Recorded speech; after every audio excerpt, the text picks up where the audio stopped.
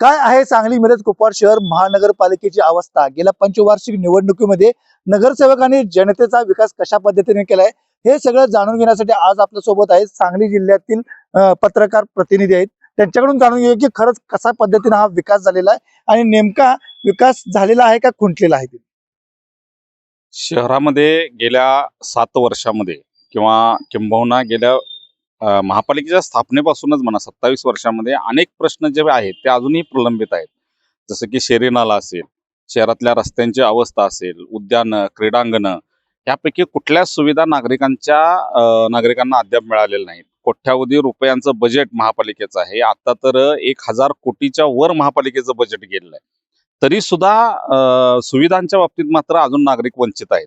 साधा आपल्याला नाट्यगृह सांगली शहराला मिळू शकलं नाही, ज्याला आपण नाट्यपंढरी म्हणतो सांगलीमध्ये. तर त्या सांगलीला नाट्यगृह नसणं ह्या इतकी शोकांतिका कुठली नाही आहे.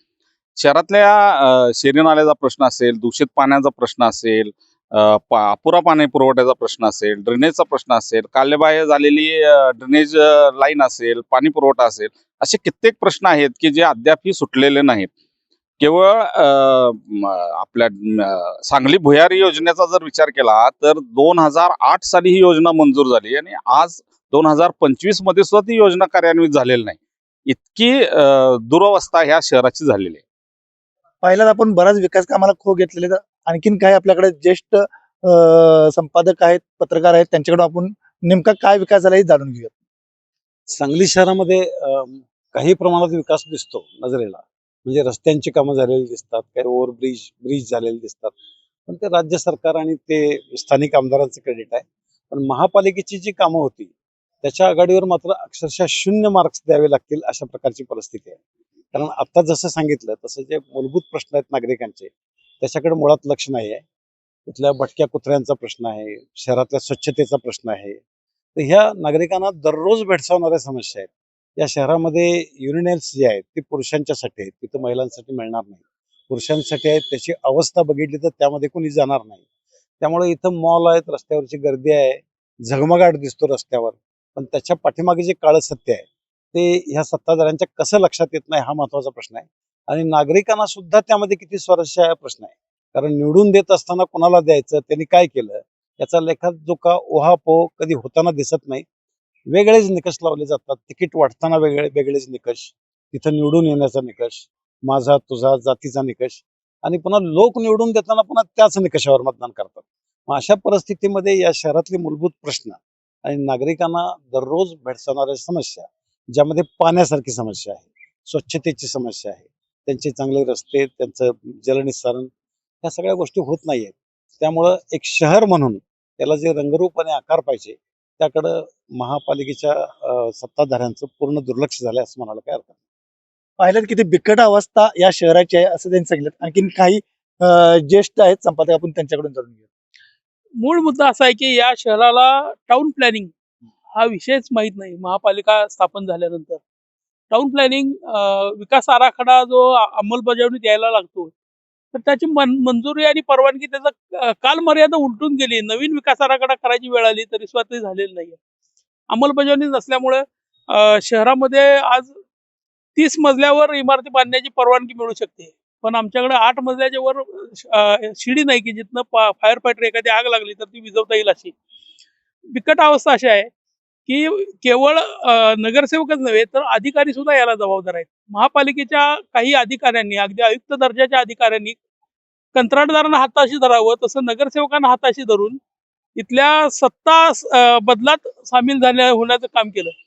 इथल्या नगरसेवकांना कंत्राटदार बनवलं आणि आपल्याला पाहिजे तसे कॉन्ट्रॅक्ट केले. आणि आता तर अवस्था अशी आहे की महापालिकेचे अधिकारीच कॉन्ट्रॅक्टर बनलेले आहेत. हे कॉन्ट्रॅक्टर ते स्वतःच घेतात, स्वतःच करतात, फक्त नावं बदलली जातात. जसं आपण म्हणत होतो की शासनाच्या ह्याच्यामध्ये एखादा कॉन्ट्रॅक्टर येतो आणि मोठं काम घेतो आणि तो नंतर खाली सब कॉन्ट्रॅक्ट करतो. इथं असं झालं की एक अधिकारीच येतो, वर्षानुवर्ष इथं काम करतो आणि इथले सगळे कॉन्ट्रॅक्ट स्वतःच चालवतो. असा हा भयंकर आहे. एक शेरी नाल्याच्या प्रश्नाला 50 वर्ष होत आहेत ह्या वर्षी. 4 आमदार म्हणजे आमदार इतके बदलले, सत्तांतर झाली, फार मोठा परिणाम त्याच्यावर झाला, राजकारण त्याच्यावर पेटलं.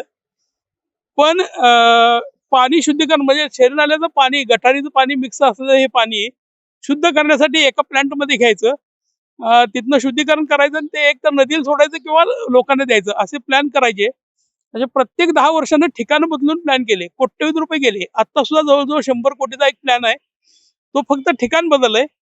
आणि त्यानं एक वखार भाग आणि दुसरा सांगलवाडी जे नदीच्या पलीकडे आहे, असे नवीन प्लॅन येत आहेत.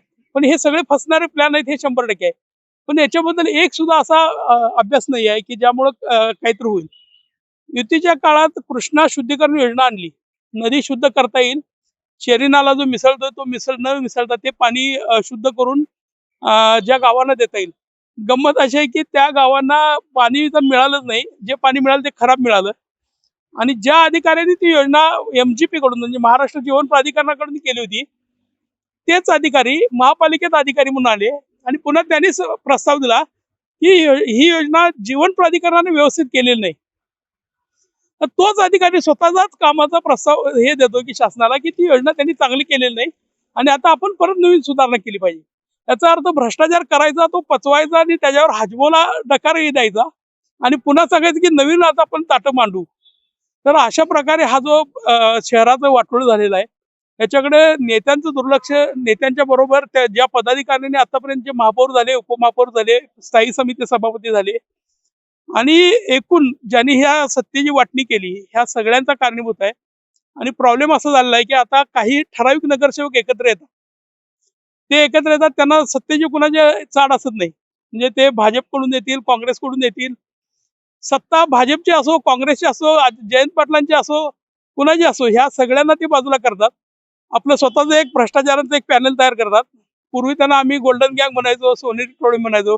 आता ही टोळी कसली म्हणायची की ते सगळ्याच पक्षामधून एकत्र येते, सगळ्या पक्षाच्या नेत्यांचा कचरा बनवते आणि त्या नेत्यांचा कचरा केल्यानंतर यांचा एक जो कारभार सुरू होतोय, त्या कारभारामध्ये अधिकारी पण सामील असतात. त्या कारभारामध्ये म्हणजे नगरसेवक कंत्राटदार बनतात आणि हे सगळं ज्यांनी म्हणजे जनतेसमोर मांडायचं, ते सगळे घटक यांना मॅनेज होत जातात.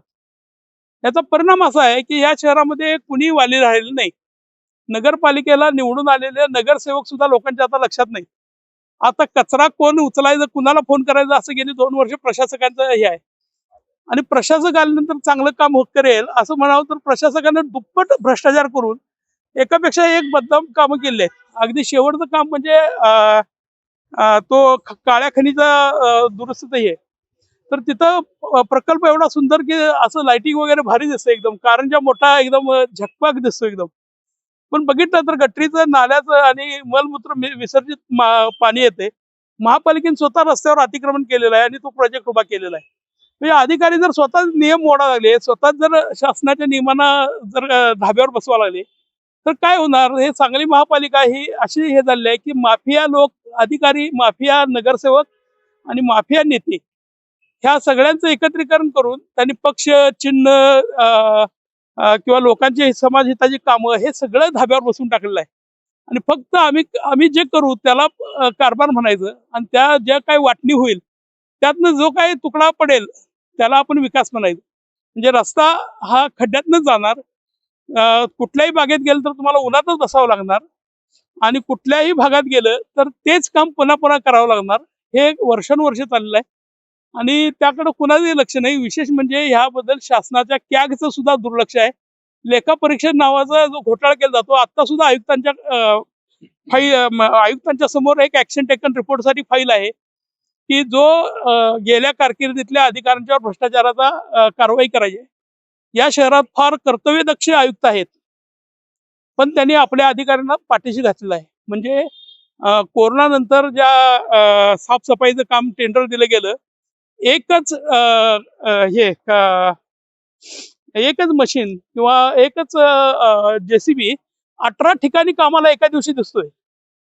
आयुक्तांना, लेखापरीक्षण विभागाने ते दिलेलं आहे सगळं, पण आमच्या सत्यम गांधींना ह्यातलं काही दिसत नाहीये. त्यांना फक्त रस्त्यावरचा कचरा दिसतोय, फुटपाथवरचे गाडे दिसतात, हातगाडी दिसतात, सर्वसामान्य दिसतात. पण तुमच्या कार्यालयात बसून कोट्यवधी रुपये भ्रष्टाचार केलेल्या कुठल्याही अधिकाऱ्याकडनं किंवा कंत्राटदाराकडनं ही वसुली करावी आणि शासनाचा पैसा वाचवावा असं मात्र त्यांना वाटत नाही. त्याचा परिणाम असा आहे की महापालिकेचा पैसा हा अनाठायी खर्च होत चाललाय.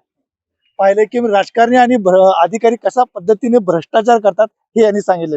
आणखीन काही आपले संपादक आहेत, ज्येष्ठ आहेत, त्यांच्याकडे आपण त्यांचे मतं जाणून घेऊ.